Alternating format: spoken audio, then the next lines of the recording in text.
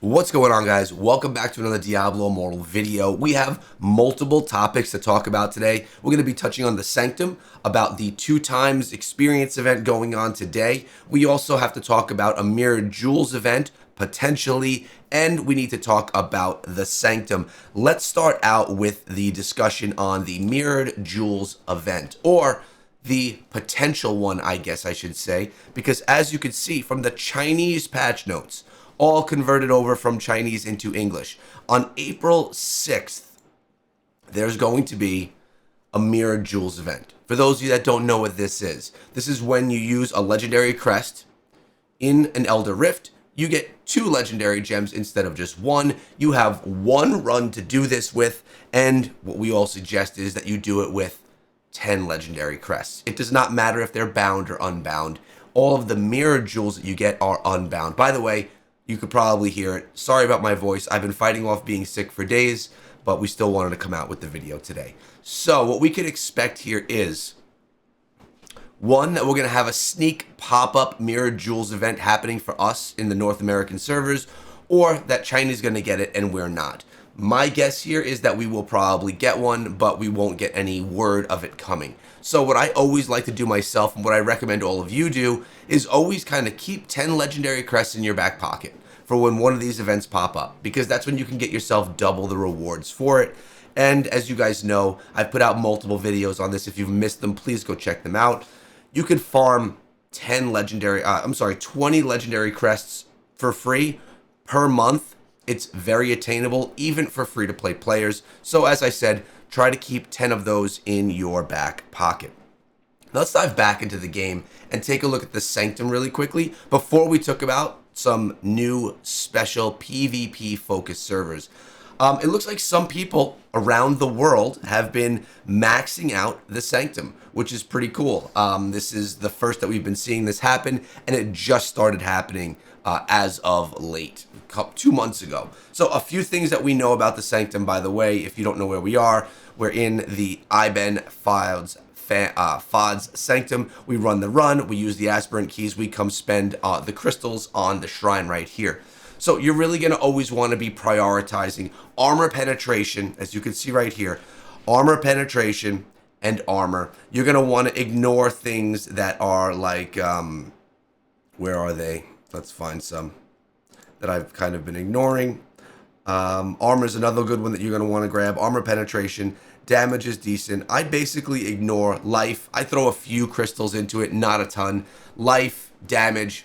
You don't want to spend your crystals on that. These are just a couple of tips so that you guys can try and catch yourselves up. Basically, also, you're going to want to do 1 room per day. When you go run the Sanctum, use your aspirant keys to run through the first room and leave. Then when you save up 377 keys, then you could run the entire Sanctum and you can get all of the rewards. It's probably the best route in doing it. And as you can see, people, I guess these go up to level 60.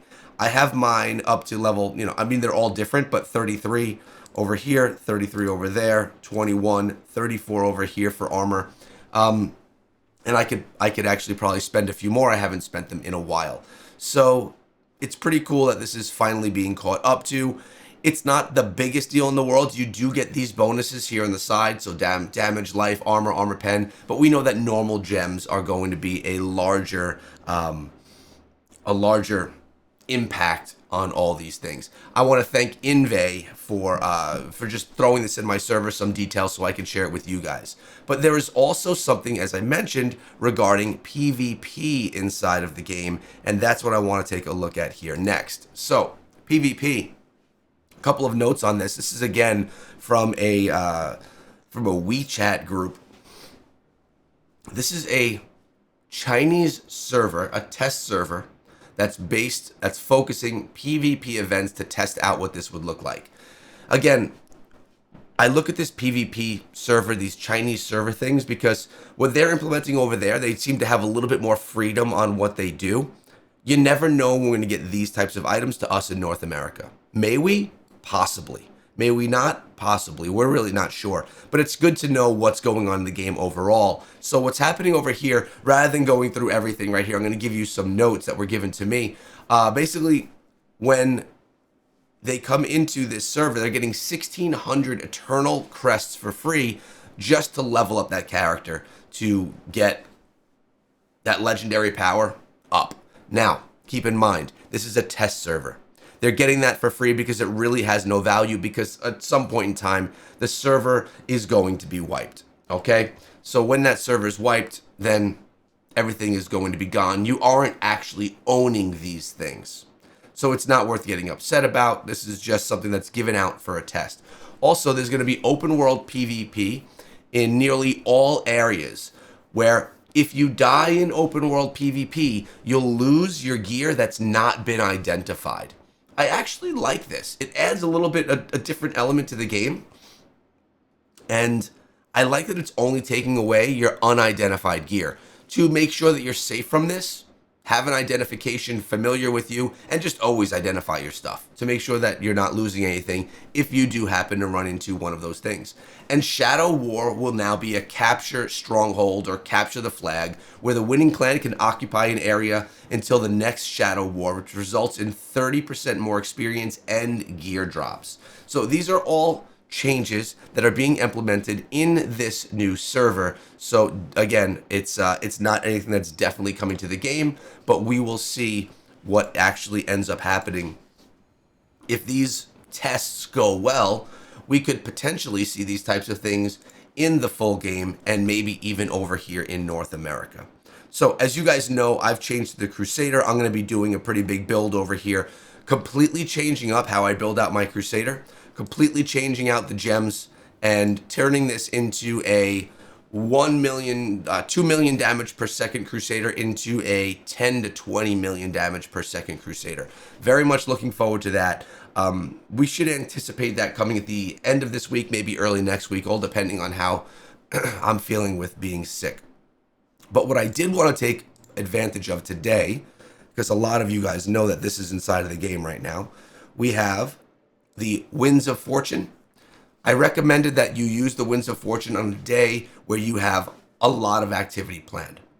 I purposefully, yesterday, I didn't do any dungeons and I didn't do any bounties. So as it sits right now, we're sitting on 16 bounties I can do. And if I take a look at my dungeons, let's take a look at those right over here. I believe we have, 9 dungeons I could run. I wanted to just make sure that I could do all this on a day where I was getting double XP. So I kind of wanted to stack things that I had to do, my responsibilities, I guess you could say. So what I'm going to do today is we are going to activate Winds of Fortune. Remember, this, when active, is activated for 24 hours. So if I activate it right now, it'll be activated for 24 hours into tomorrow. Today is my Heliquary day. It's Thursday. We run Heliquary in the evening, so I should be getting extra rewards from that, extra rewards from the dungeons, extra rewards from the open world, bounties, and any other events that I do. So I'm going to try and get myself and take as much advantage of this Winds of Fortune as I can here today. Why don't we actually just activate that right now, which means at 7:15 a.m. tomorrow, that will expire. Anything I do between now and then, I'll be getting those extra rewards for. How you been feeling about the game? I know that I've been spending a lot of time playing another game called Moko on my main channel. It's another action RPG. We stream it every day at 12 p.m. Eastern time. If you want to come through, I'll be streaming it today, even though the voice is kind of gone. But I'm still loving Diablo Immortal. It's a very different experience playing both of those ARPGs, and I think both of them have their place. I love them both. Guys, hope you enjoyed the video. Now you're up to date on everything that's going on. Thanks to Red October for the share as well. He always brings me some great information. And we'll be back here tomorrow with another video.